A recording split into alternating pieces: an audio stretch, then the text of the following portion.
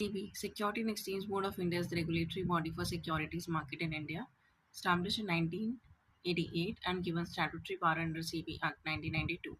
It ensures investor protection, fair trading practices, and market stability. Quasi-legislative power rulemaking can frame regulation for the securities market. Example, insider trading regulations, listing obligations, issues guidelines for corporate governance. Quasi-judicial power decision-making can conduct inquiry and pass judgments in case of market violation.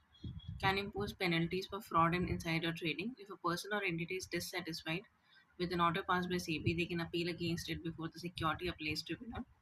Further appeals can be made to the Supreme Court of India. Quasi-executive power monitor and investigate stock market activities, can conduct trade audit, and suspend trading license. Pursuant to the report of HNCIL Committee, the Contempt of Court Act 1971 was passed. This is correct. The Constitution of India empowers Supreme Court and High Court to punish for contempt of themselves. In India, Parliament is vested with power to make law on contempt of court. Correct. Constitution does not define civil contempt and criminal contempt. Next question. The common law officers and legal firms are recognized as advocates, but corporate lawyers and patent attorneys are excluded from recognition as advocates. They are also included, not excluded. Bar Council of India have power to lay down rules relating to legal education and recognition of law colleges.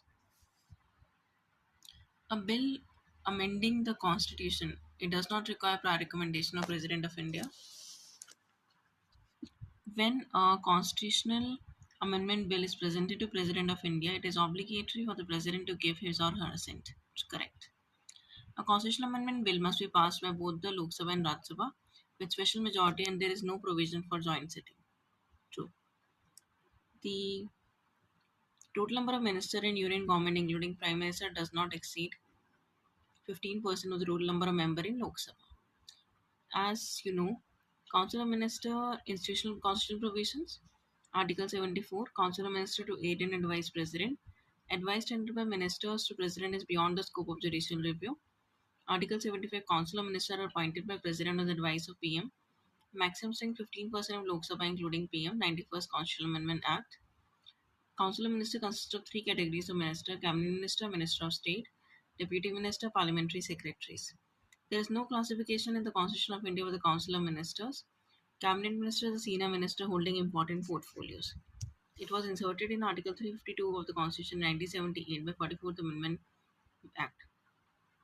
It does not find a place in the original context of the Constitution. Highest decision-making authority, chief policy formulating body, supreme executive authority, chief coordinator of central administration, advisory body to President, and advice is binding.